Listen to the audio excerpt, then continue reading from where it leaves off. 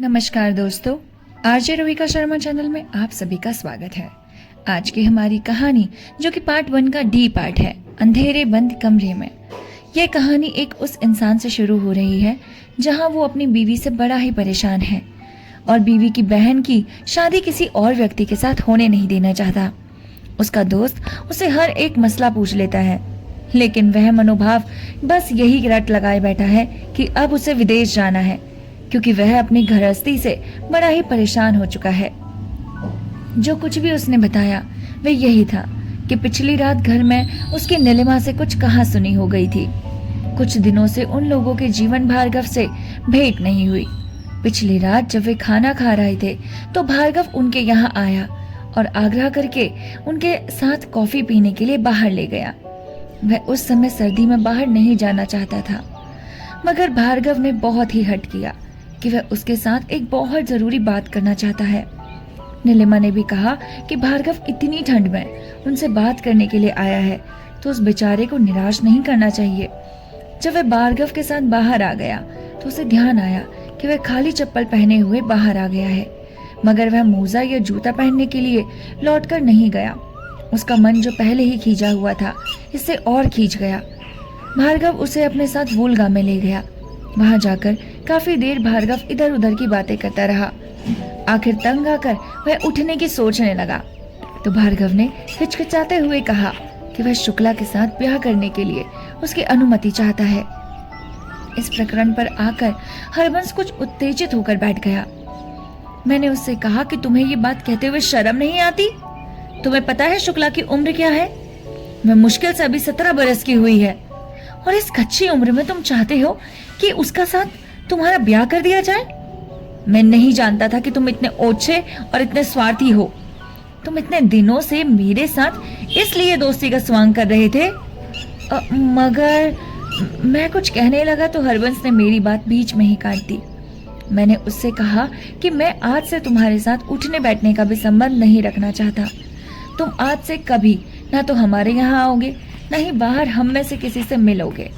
मैं ये बर्दाश्त नहीं कर सकता कि लोग मेरे साथ बैठकर कला संस्कृति की बात करें और वास्तव में उनकी आंखें मेरे घर की लड़कियों पर हो।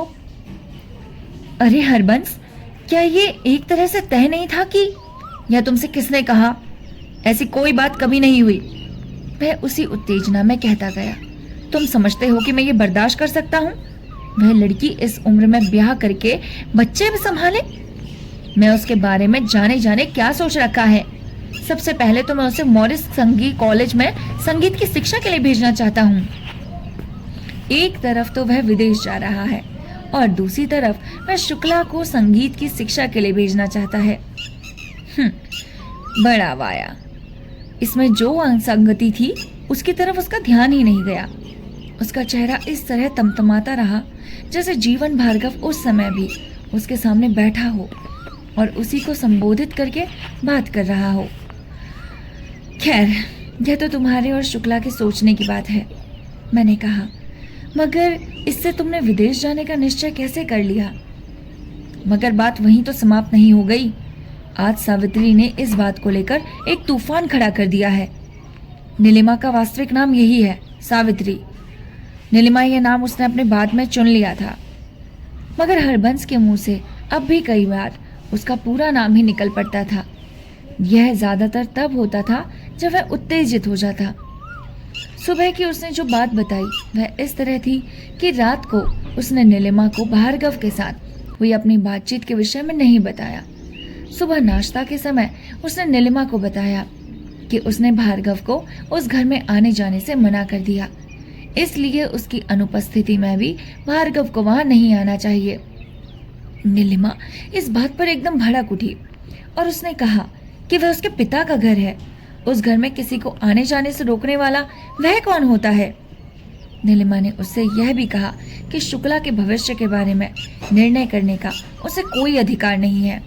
यदि किसी को अधिकार है तो शुक्ला को है या बीजी और बाबूजी को है। हरबंस इस पर नाश्ता बीच में ही छोड़कर उठ खड़ा हुआ और ये कसम खाकर वहां से चला आया कि अब वह उस घर में कभी कदम नहीं रखेगा। तब से लेकर मुझे मिलने तक वह इधर उधर घूम रहा था। अब रात को भी वह ना तो लौटकर घर में जाना चाहता है, ना ही मॉडल बस्ती में अपनी माँ के घर। मैं यही सोच रहा था कि तुम मिल जाओ तो मैं तुम्हारे साथ तुम्हारे घर चल लूंगा, और बाहर जाने से पहले जितने दिन यहाँ हूँ उतने दिन तुम्हारे साथ काट लूंगा। मुझे जाने से पहले पैसे का प्रबंध करना है, इसलिए मैं कल ही दौड़ धूप करना शुरू कर दूंगा। हो सकता है रमेश खन्ना 1,500-2,000 रुपए का प्रबंध कर दे। मेरा पासपोर्ट बना हुआ है, इसलिए उसकी मुझे चिंता नहीं। मुझे आज अच्छी तरह पता चल गया है कि जिस घर में मैं रहता हूँ वह मेरा घर नहीं है, और जिसे मैं अपनी पत्नी समझता हूँ वह मेरी पत्नी नहीं है। मैंने आज तक इन लोगों के लिए जो कुछ किया है उसके लिए भी मुझे अफसोस है। अपने पिता के गुजरने पर मुझे घर से अपने हिस्से के जो 10,000 रुपए मिले थे वो मैंने इन्हें ही दिए थे। वे 10 के 10,000 मैंने 1-1.5 साल में इन लोगों के ऊपर खर्च कर दिए। इसके नृत्य के अभ्यास पर ही हर महीने 300 रुपया खर्च होता है। उस रुपए से मैंने अपने लिए एक पैसे की चीज नहीं खरीदी। आज भी अगर मेरी सारी तनख्वाह 4 दिन में खर्च हो जाती है तो किसके ऊपर होती है, इन लोगों पर या किसी और पर? अगर मेरी उस घर से कोई आवाज नहीं तो ठीक है, मैं भी उस घर के साथ कोई संबंध नहीं रखना चाहता। वह उस समय इतना भरा हुआ था कि अगर मैं उसे ना मिलता तो शायद वो बैठकर हवा से ही बात करता। मेरा ध्यान कुछ देर उसकी बातों से हटा रहा और मैं आस पड़ोस उन लोगों के लिए देखने लगा। वे हवा में गेंद उछालते, उसे दबोचने के लिए किलकारियां मारते हुए दौड़ पड़ते। कोहरीला शाम के धुंधले में ऊपर से आती हुई गेंद ना जाने उसे कैसे दिख रही थी। मुझे तो हर बार लगता जैसे गेंद ऊपर ही ऊपर उस रोई जैसे कोहरी में दुबक कर रह गई हो, मगर बच्चे उसे ना जाने कहां से दबोच लेते। क्षण भर में फिर उसी तरह ऊपर को उछाल दी जाती। तभी सहसा सड़क की बत्तियां जल उठी। सड़क का अंधेरे में खोया हुआ व्यक्तित्व फिर से बाहर आ गया। उससे अगले ही क्षण इंडिया गेट के फव्वारे की बत्तियां भी जगमगा रही थी। हम लोगों के आसपास अंधेरा पहले से गहरा हो गया। मैं सोच रहा था कि हरबंस को मैं अपने साथ घर कैसे लेके जाऊंगा। तब तक हम लोगों में कभी ये बात नहीं उठी थी कि मैं कहाँ और किस घर में रहता हूँ। क्या सचमुच वह कस्बापुर के उस घर में मेरे साथ रह सकता था और ठकुराइन और गोपाल की माँ की रामायण सुनकर वहाँ आत्मीयता का अनुभव कर सकता था? तुम चलना चाहो तो बेशक मेरे साथ चलो, मैंने कहा। मैं कस्बापुर की एक छोटी सी गली में अपने एक मित्र के पास ठहरा हुआ हूँ। हम लोग रात को जमीन पर सोते हैं क्योंकि वहाँ 2 चारपाइयाँ ठीक से नहीं बच सकती। तुम तकलीफ महसूस न करो, तो मेरी तरफ से तुम चाहे पूरे दिन वहाँ रहो। हरबंस इस तरह मेरी तरफ देखने लगा जैसे नकाब हटाने से उसे मेरा कोई और ही चेहरा नजर आ रहा हो। कुछ देर वह चुपचाप सोचता रहा। वैसे मैं रमेश के यहाँ भी रह सकता हूँ, सिर्फ उसकी पत्नी की बातें मुझे बर्दाश्त नहीं। वह औरत अपने को न जाने क्या समझती है। उसे हर समय सोचने से ही फुर्सत नहीं मिलती कि ब्याह से पहले वो कितनी सुंदर थी और कितने लोग उससे ब्याह करने के लिए उत्सुक रहते थे। तुम अपने मन में फैसला कर लो, मेरे साथ चलना हो तो अभी चलो। अभी सोचकर बताता हूँ, उसने कहा और घास पर पीठ के बल सीधा लेट गया। उसके सिगरेट का धुआं अंधेरे और कोहरे के बीच अपने अस्तित्व के लिए संघर्ष करता हुआ धीरे धीरे ऊपर उठता और विलीन होता रहा। मैं चुपचाप बैठा सड़क से गुजरती हुई गाड़ियों को देखता रहा। उस दिन हरबंस काफी गंभीर होकर बात कर रहा था। फिर भी मैंने ये नहीं सोचा था कि वह सचमुच बाहर चला जाएगा। उस दिन इंडिया गेट से लौटने पर कॉफी हाउस की हमारी नीलिमा से भेंट हो गई। उसे मनाकर उसने दिन अपने घर ले गई थी। जीवन भार्गव का उसके बाद हम लोगों से मिलना जुलना बिल्कुल बंद हो गया। शुक्ला ने स्वयं ही अगले दिन उससे कह दिया कि उसके साथ ब्याह नहीं करना चाहती, इसलिए अच्छा होगा कि उनके यहाँ आना जाना बंद कर दे। उस दिन भार्गव 2 घंटे शुक्ला के सामने बैठा चुपचाप आंसू बहाता रहा और उसके बाद न जाने वह दिल्ली से चला गया या क्या हुआ, उसकी सूरत ही नहीं दिखाई दी। कह नहीं सकते कि वह अपना जी हल्का करने के लिए एब्स्ट्रैक्ट की दुनिया में लौट गया या बाद में भी उसी चोट की वजह से आंसू बहाता रहा। 2 साल बाद जब एक बार मेरी और लखनऊ स्टेशन पर भेंट हुई तो उसकी नई ब्याहता पत्नी उसके साथ ही एक चपरासी उसका बैग संभाले था। उसका लिबास भी तब तक बदल गया था। सलवार और कुर्ती की जगह वह कोट पतलून पहने था। उससे मिलने पर पता चला कि उसने एक सरकारी महकमे में आर्ट डिजाइनर के रूप में नौकरी कर ली। अगर उस दिन मैं ही उसे पहचान कर ना बुलाता तो शायद वह मेरे पास बिल्कुल भी ना आता। उसके चेहरे से मुझे स्पष्ट लगा कि मुझसे मिलकर और बात कर कर उसे खुशी नहीं हुई। इंडिया गेट पर हुई बातचीत के बाद कई दिन गुजर गए। हरबिंस से फिर कभी उस विषय में बात नहीं हुई। मैंने इससे यह सोचा कि एक क्षणिक उबाल होगा, बाद में शांत हो गया है। रोज की जिंदगी लगभग वही थी, वही घर, वही दफ्तर, वही कॉफी हाउस और वही बातें। भार्गव की बात हम भूलने लगे थे, लेकिन नीलिमा ही थी जो कभी कभी उसका जिक्र कर देती। बेचारा भार्गव, उसके साथ सचमुच बहुत बुरा हुआ। इस पर हम लोग चुप रहते। हरबंस की भौहें कुछ तन जाती। शुक्ला गर्दन घुमाकर उसकी तरफ देखने लगती, मगर यह ऐसे ही होता जैसे झरने के पानी में एक छोटा सा पत्थर गिरे और तब तक उसके एक लहर पैदा हो, तब तक बहाव उस लहर को लेकर बह जाए। भार्गव की स्थिति उन क्यूरियो पीस की तरह थी जिनका सर हमारे सामने टूटा था, मगर जिसे चुपचाप उसकी जगह पर छोड़कर हम आगे चले गए। इसलिए जब एक दिन नीलिमा ने मुझसे कहा कि हरबंस 10-15 दिन बाहर जा रहे हैं तो मुझे विश्वास नहीं आया। मैंने बड़े ही सरसरी तौर पर पूछ लिया, अच्छा कहाँ जा रहे हैं? अभी तो लंदन जा रहा है। इन दिनों, इस सर्दी में? कितने अरसे के लिए जा रहा है? अरे उसी से पूछ लेना। मुझसे तो यही कहना है कि फिलहाल 1-2 साल बाहर रहना है, हो सकता है वहां रहकर डॉक्टरेट कर ले। मुझसे तो उसने कहा था कि... क्या कहा था? नीलिमा की आंखें एक उत्सुकता के साथ मेरे चेहरे पर स्थिर हो गई। मुझे उस समय उसके सामने झूठ बोलने के लिए बहुत प्रयत्न करना पड़ा कि उसका बाहर जाने का कोई इरादा नहीं। क्या? ये उसने कब कहा? बहुत दिन हो गए। मैं तुम्हें आज बता रही हूँ, आज उसने सचमुच फैसला कर लिया है कि फरवरी शुरू में यहाँ से चल देगा। और तुम? मैं यही रहूँगी। मगर क्या? मगर ये तो यहाँ जाने के दिन नहीं है ना। अगर उसे डॉक्टरेट ही करना है तो उसके लिए उसे एडमिशन लेकर जुलाई में वहाँ जाना चाहिए। यह बात तो वही बता सकता है। कहता है पहले जाकर कोई नौकरी करूँगा और जब खर्च का कुछ प्रबंध हो जाएगा तो एडमिशन ले लूँगा। तो यहाँ से नौकरी छोड़कर जाएगा? हाँ, उसने तो त्याग पत्र भी दे दिया। हाँ, दे दिया? हाँ, आज सुबह वो अपना त्याग पत्र देकर आया है। बगैर नोटिस के ही त्याग पत्र दे दिया? हाँ, कहता है कि उसने प्रिंसिपल के पीछे की तारीख डलवाकर त्याग पत्र के लिए राजी कर लिया। फिर 3 फरवरी के जहाज के लिए सीट भी बुक करवा आया है। इतनी जल्दी? क्या और सारा इंतजाम उसने कर लिया? उसने 1000 रुपया रमेश से कर्ज लिया है। जाने तक शायद उसे कॉलेज के अपने प्रोविडेंट फंड के पैसे भी मिल जाएं। नीलिमा काफी तटस्थ रहकर बात करने का प्रयत्न कर रही थी, जैसे चर्चा हरबंस के जाने की ना होकर किसी और के जाने की हो रही हो। मैं देखता रहा कि उसके चेहरे पर दुख या शोक की कोई रेखा नजर नहीं आती, परंतु ऐसा कोई भी रेखा मुझे वहां नजर नहीं आई। वह इस तरह सरसरी तौर पर बातें कर रही थी जैसे सुबह के अखबार में पढ़ी हो, कोई खबर सुना रही हो। मगर इस तरह अचानक ही उसने जाने का फैसला कैसे कर लिया, मैं बिल्कुल भी समझ नहीं पा रहा था। वह कुछ देर गुमसुम होकर सोचती रही। उसे इस तरह सोचते मैंने कभी नहीं देखा था, और क्षण भर एक हाथ से दूसरे हाथ में उलझाई रही। फिर बोली, अगर सच पूछते हो तो मुझे लगता है कि वह मेरी वजह से यहाँ जा रहा है। यहाँ रहकर शायद उसे लगता है कि वह जो कुछ करना चाहता है वह मेरी वजह से कर नहीं पाता। मैं भी सोचती हूँ कि अगर सचमुच ऐसा है और मेरी वजह से ही उसे अपनी ज़िंदगी में रुकावट महसूस होती है, तो मैं उसके रास्ते की रुकावट क्यों बनूं? वह कुछ अरसा मुझसे दूर रहेगा तो उसके मन में ये बात निकल जाएगी।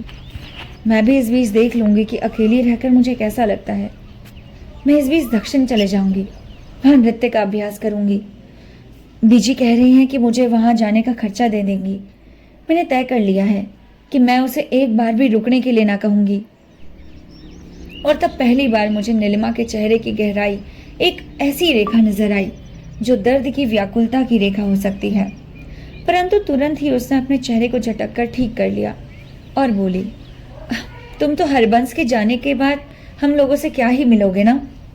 हाँ, क्यों नहीं मिला करूँगा, मिलना चाहिए ना। हरबंस तुमसे बात करे तो तुम भी यही राह देना कि वह जरूर चला जाए। वह बोली, वह आजकल तुम्हारी बात की बहुत कदर करता है। हो सकता है तुम उसे रुकने के लिए कहो तो वह रुक जाए और उसके बाद दिन रात उसी तरह झींकता रहे। मैं अब इस निष्कर्ष पर पहुंच गई हूं कि तुम कुछ दिनों के लिए उसे चले जाने के लिए ही कहो। मगर बात यह है नीलिमा कि सुनो यार, मैं तुमसे एक बात कह दूं सदन। वह मुंह से चाहे जो कहे, मगर मुझसे अलग होकर वह नहीं रह सकता। मैं बात अच्छी तरह जानती हूँ, मगर मैं चाहती हूँ कि वह एक बार कुछ दिनों के लिए ये प्रयोग करके देख ले, नहीं तो वह जिंदगी भर कुढ़ता रहेगा। मेरी वजह से वह यह नहीं कर सका, वह नहीं कर सका। बाकी जहाँ तक शुक्ला की जिंदगी का सवाल है, उसमें उसका दखल देना मुझे ज़रा पसंद नहीं। मैं आज भी सोचती हूँ कि शुक्ला का भार्गव के साथ ब्याह हो जाना चाहिए था, चाहे अभी ना होता, 2 साल बाद होता। मगर शुक्ला ने तो खुद से मना कर दिया। जब वह खुद नहीं चाहती तो अरे वह क्या चाहती है और क्या नहीं, ये वह खुद भी नहीं जानती। सरोज एक मैकेनिक से ब्याह करना चाहती है, जिसके पास न सूरत है न पैसा, न ही वह ज्यादा पढ़ा लिखा है। हम लोग उसके हक में नहीं थी, मगर उसने तो हरबंस बढ़ावा देता रहा। जिस आदमी को वह चाहती है उसी से उसे ब्याह करना चाहिए। मगर शुक्ला के मामले में मैं नहीं जानती कि इसने इस तरह की दखल अंदाजी क्यों की। कभी कभी तो मुझे लगता है कि कहीं मुझे अपने अंदर की एक झंझनाहट सी महसूस हुई, मगर मैंने बहुत जल्दी अपने आप को संभाल लिया। तुम सचमुच ऐसा समझती हो? मैं कह नहीं सकती यार, मगर ऐसे ही मुझे कभी कभी लगता है। मेरा ख्याल है ये सिर्फ तुम्हारा भ्रम है, हो सकता है ऐसा ही हो। शुक्ला अभी बिल्कुल बच्ची है, उसके लिए हरबंस भापा जी की इच्छा से बड़ी दुनिया में कोई चीज नहीं। जो हरबंस भापा जी के लिए अच्छा है वही उसके लिए भी अच्छा है, जो उसकी नजर में बुरा है वह उसके लिए भी बुरा है। मैं कहती हूँ हरबंस भापा जी के साथ उसका यही लगाव रहा तो ब्याह के बाद किसी के साथ सुखी कैसे रहेगी। उसने हंसने का प्रयत्न किया, मगर ठीक से हंस नहीं सकी। वह उस हंसी को अपने अंदर किसी भाव से छिपाने का प्रयत्न कर रही थी, जो कि उसके स्वभाव के विपरीत था। आमतौर पर वह किसी को अपने भाव दिखाती नहीं, छिपा सकती ही नहीं है। वह जो कुछ महसूस करती थी वही बात अक्सर उसके जबान पर आ जाती थी।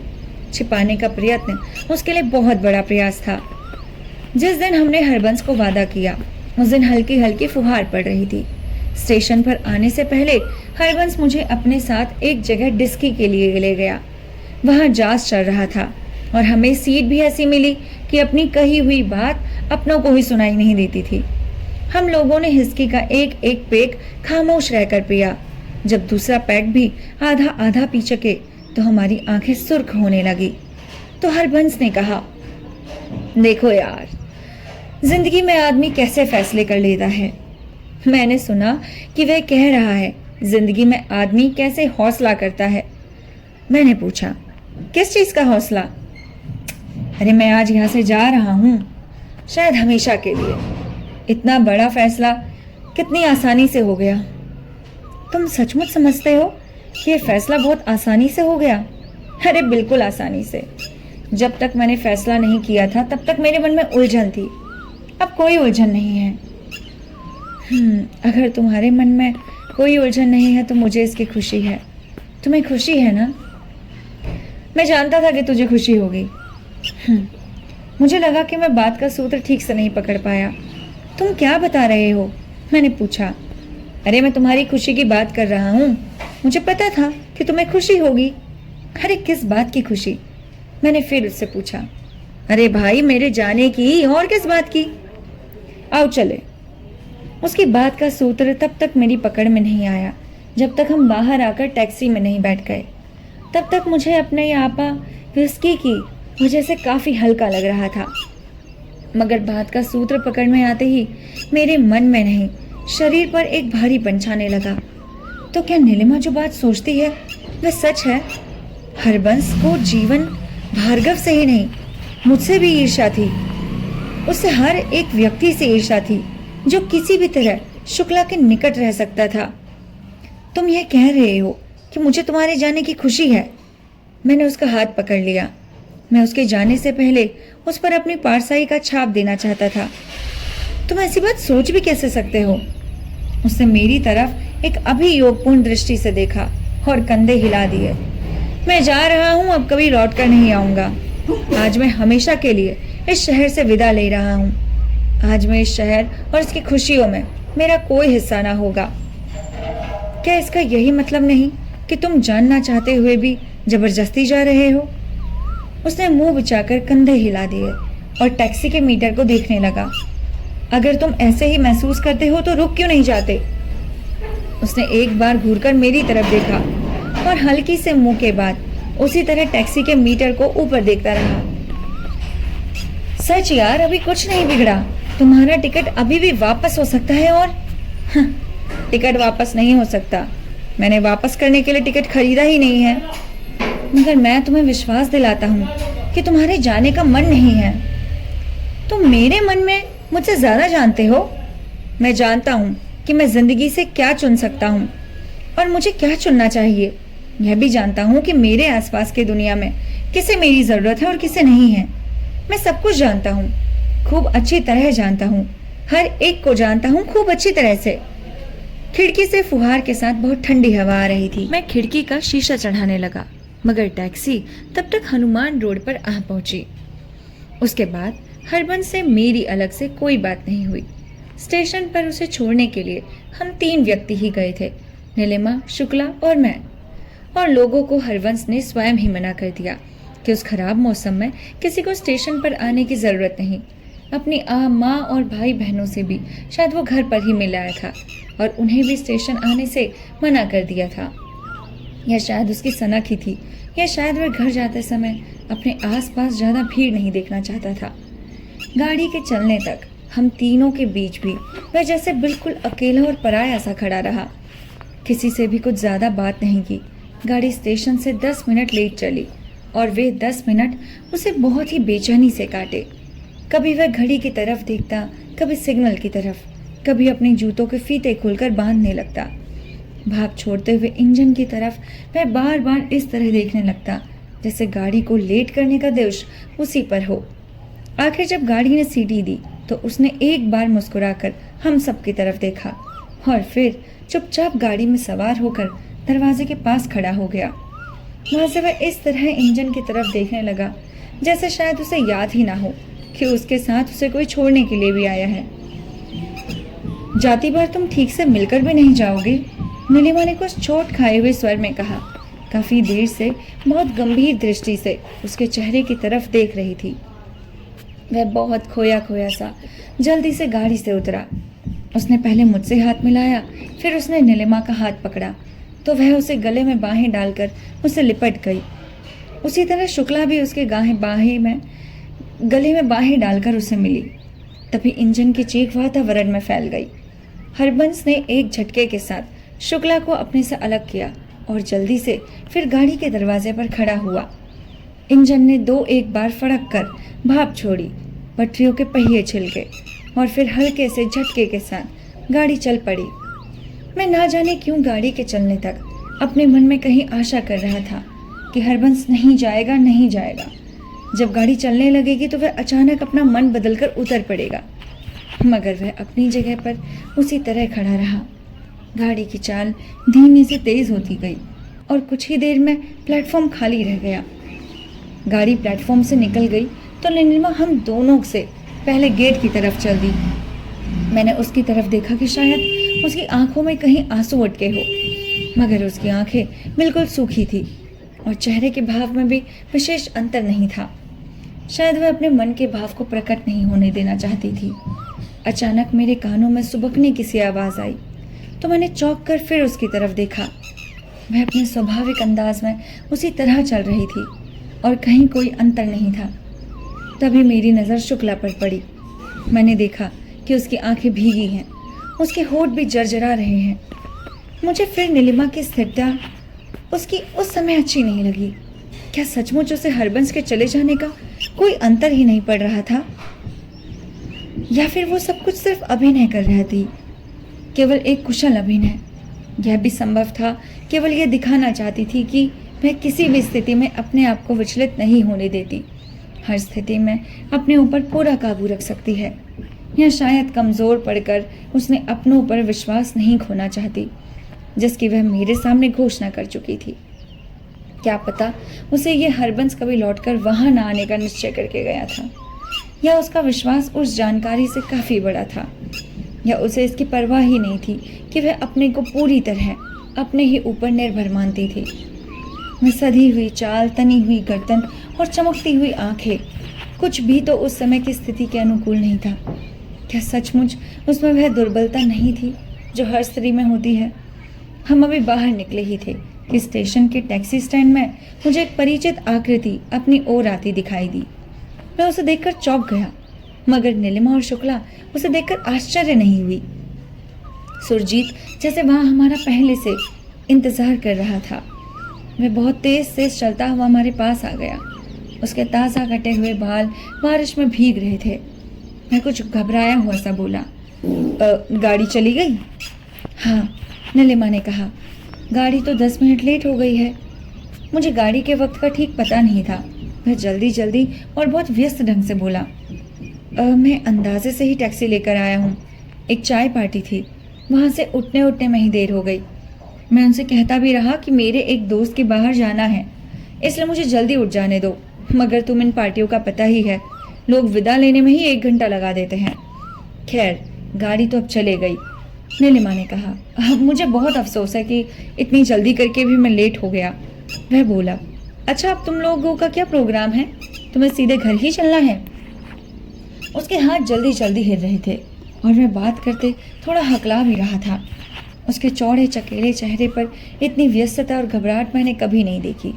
वह जैसे सचमुच एक अफरा तफरी में था और उसे समझ नहीं आ रहा था कि उसे क्या करना चाहिए। हाँ, अब घर ही चलना है। और हम कहाँ जाएंगे? और तुम? सुरजीत ने पहली बार जाहिर किया कि मेरी उपस्थिति का भी उसे पता है। तुम भी हमारे ही साथ चलोगे या मैं सदर की तरफ रहता हूँ, इसलिए मैं अलग चला जाऊँगा, मैंने कहा। अच्छा, उसने तुरंत मेरी तरफ हाथ बढ़ा दिया। नीलिमा ने चलते चलते मुझसे कहा, देखो, हरबंस चला गया है, इसका मतलब यह नहीं कि अब तुम दिखाई ना दो। अरे ये कैसे हो सकता है? अच्छा, सुरजीत ने मेरा हाथ हिला दिया और टैक्सी स्टैंड की तरफ चल दिए। शुक्ला ने किसी से भी बात नहीं की। मैं पहले जड़ सी खड़ी रही और फिर चलने की बात आई तो चुपचाप चल दी। मैं अपनी जगह पर रुका रहा। वे लोग टैक्सी लेकर चले गए तो अभी मैं कुछ देर वहीं फुहार में भीगता रहा। फुहार की बूंदें बिना शब्द किए, बिना चोट किए मुझे बाहर से अंदर तक भिगोती रही और मैं ना जाने उस भीगी हवा में क्या ढूंढता रहा। मेरे आसपास कई लोग आ जा रहे थे, मगर मेरे लिए वहाँ कोई भी नहीं था। गाड़ियों की एक भीड़ स्टेशन के अहाते से गुजर रही थी, मगर मेरे लिए उनकी चमकती हुई बत्तियां और गुर्राते हुए इंजनों का जैसे अस्तित्व ही नहीं था। मैं रुका हुआ था तो मेरे साथ अंदर और बाहर सभी कुछ रुका हुआ था। आसपास जो कुछ था एक चौखट में जड़ा हुआ दृश्य, जो उस चौखट से बाहर नहीं निकल पाता। मैं क्या सोच रहा हूँ? क्या मुझे किसी चीज़ की ज़रूरत महसूस हो रही थी? क्या मुझे भूख लगाई थी या मुझे सर्दी लग रही थी? क्या हो रहा था मेरी तरफ? मैंने तय कर लिया कि मैं नौकरी छोड़कर दिल्ली से चला जाऊंगा। दिल्ली छोड़े बिना मेरी धुंध के गोलों से मुक्ति नहीं मिल सकती। हालांकि आगे के लिए सब कुछ अनिश्चित था। दिल्ली छोड़कर गांव चले जाने से केवल नई समस्याएं ही हो सकती हैं। फिर भी मुझे अपने को संभालने का यही उपाय नजर आया। मेरे जीवन की जो सीमित साधन है उनमें मुझे कदापि संभव नजर नहीं आता कि मैं उस पंक्ति में और लोगों से आगे आ सकता हूँ। मेरे अंदर ऐसी आशा करने का साहस ही नहीं था। मैं अपने जीवन भार्गव की स्थिति में नहीं देखना चाहता था। मुझे उस कल्पना से ही ग्लानि होती थी।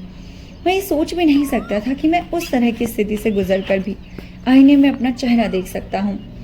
जीवन भार्गव तो उसके बाद एब्स्ट्रैक्ट पेंटिंग की दुनिया छोड़कर इंडस्ट्रियल डिज़ाइनर बन गया, मगर मैं ज़रूर उसके बाद अपने को बिल्कुल एब्स्ट्रैक्ट में ले जाता। इसलिए मैंने तय कर लिया कि जितने दिन मैं दिल्ली में हूँ उतने दिन मुझे उन लोगों से दूर रहना चाहिए। मैं न केवल नीलिमा के बुलाने पर उसके घर नहीं गया, बल्कि मैंने शाम को नई दिल्ली घूमने जाना भी बंद कर दिया। मैं नहीं चाहता था कि मैं वहां जाऊं और सुरजीत उसी अंदाज में कहकर शो में देर कर रही है कह दे, उठ खड़ा हो, नीलिमा भी मुझसे पूछे और मिलने के लिए फिर कहे। शुक्ला चलते चलते मुझे रास्ते पर उगे हुए पेड़ के पत्तों को सहलाने के लिए कहे। अच्छा जी, मेरे लिए वह स्थिति उतनी ही असहाय थी जितनी भार्गव के बहाए हुए आंसुओं की याद। जब नीलिमा ने मुझे बताया था कि भार्गव शुक्ला के सामने बैठकर आंसू बहाता रहा, तो मैंने मन ही मन उस बार उसकी स्थिति पर हंस लिया। उस जनखे के साथ यही होना चाहिए, मैंने सोचा था। यह बात कोई थी कि मर्द होकर वह एक लड़की के सामने आंसू बहाकर बैठा रहे। मगर अब उसकी बात सोचकर मेरे मन में सहानुभूति आती है, मेरा मन भी भर आता है। बल्कि मैं मन ही मन भार्गव की कुछ कद्र करने लगा था। कम से कम उसमें इतना साहस तो था, अपने मन की बात प्रकट कर दी और एक हद तक वह अपनी कामना में सफल भी हो गया। अगर हरबंस बीच में अड़चन न डाल देता तो क्या अधिक संभव यह नहीं था कि सन 52 की सर्दियों तरफ शुक्ला और उसकी उपस्थिति में उनका ब्याह भी हो जाता। एक साल में तो वह पहाड़ से अपने हनीमून की तस्वीरें भी भेज देता। दूसरी तरफ मैं था जो लोगों की उपस्थिति में चेहरे पर एक खोल चढ़ाए रहता था। वह झूठी हंसी हंसता था, एक झूठी उपेक्षा प्रकट करता था और इस तरह हर समय अपने को एक यंत्रणा में रखता था। क्या इस झूठ को मैं अपनी सहिष्णुता कह सकता हूँ? उन रातों को मुझे अपनी कोठरी का वातावरण भी रुका हुआ और उदास प्रतीत होता था। जीवन के पहले के आभास में उस नए अभाव के कारण और बड़े प्रतीत होते थे। वह आदमी जिसे कुल 108 रुपये की तनख्वाह मिलती थी, उसमें से भी एक 80 रुपये महीना घर पर अपनी विधवा माँ और भाई बहनों के खर्चे के लिए भेजना होता था। इस परिस्थिति में वह सिवाय एक व्याकुलता का अनुभव करने के और कर भी क्या सकता था? मुझे अपने में साहस की कमी अखरती थी, मगर वह साहस मुझे दूसरों की हंसी का विषय बना देती थी। रात को इबादत अली सितार बजाने लगता तो भी मुझे अपने मन में केवल किसी पुलक का अनुभव न होता, बल्कि उससे उदासी और भी गहरी होती जाती, नींद और भी उड़ जाती, शून्य और भी बड़ा होने लगता। मैं आंखें खोलकर पड़ा रहता और छाती को देखता रहता, यहाँ तक कि गली में सुबह जल्दी उठने वाले लोगों का आना जाना आरंभ हो जाता। सुबह के करीब कहीं मेरी आंख लग पाती, मगर मुझे गहरी नींद कभी नहीं आती थी। एक सपना था जो बार बार दिखाई देता था, हर रात को दिखाई देता था और कई रातों को तो कई बार दिखाई देता था। मैं देखता कि एक बहुत बड़ा सा इंजन है जिसके पीछे गाड़ी के कई डिब्बे लगे हैं। वह इंजन पटरी से उतरकर चलते हैं। वह अपने घने जंगलों से गुजरता है, लंबी सुरंगों में से होकर जाता है और गाड़ी को एक प्लेटफॉर्म में दूसरे प्लेटफॉर्म पर भी ले जाता है, मगर पटरी पर नहीं आता। मुझे हर समय लगता रहता कि वह अभी गिरा, अभी उल्टा हुआ और सब कुछ चकनाचूर हुआ, मगर ना जाने कैसे गिरते गिरते उसका संतुलन फिर ठीक हो जाता और उसी तरह बिना पटरी के अपने रास्ते पर चलता रहता। मैं बहुत चाहता हूँ कि वह पटरी अब चढ़े और कई बार सोचता हूँ कि थोड़ी दूर जाकर पटरी मिल जाए, मगर वह पटरी के पास पहुंचकर नीचे चलता, उसके ऊपर नहीं जाता। मैं अपने ऊपर को इंजन में बैठे हुए पाता हूँ। मेरा शरीर आग की भभक से तपता रहता है। इंजन की गति को मैं एक खतरे की आशंका के साथ महसूस करता हूँ और उसके हर मोड़ से उसी आशंका का साफ देखता हूँ, लेकिन मैं कुछ कर नहीं पाता। कहानी का पार्ट डी हम यहीं पर ही रोकते हैं। पार्ट ई के साथ आपसे मिलते हैं जल्द ही।